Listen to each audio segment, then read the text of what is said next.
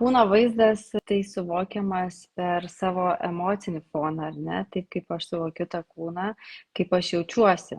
Tai jeigu gerai su savo kūnu jaučiuosi, tai gerai ir suvokiu. Tai tas kūno vaizdas pagrindas yra susiformavęs iš šeimos, iš tėvų ir iš savijautos, kaip tas vaikas jaučiasi. Ar ne? Iš esmės, taip, kaip aš matau save veidrodį, jeigu aš esu savim nepatenkinta ir tas mažas vaikas mato, net nebūtinai 8, o 3 metų, mato mamą savo kūnų nepatenkintą visą laiką nelaiminga, jam formuojasi jau tas vaizdinys, ar ne, nes vaikai jie skanuoja tėvus ir stebint mokinasi, kaip būti, ar ne?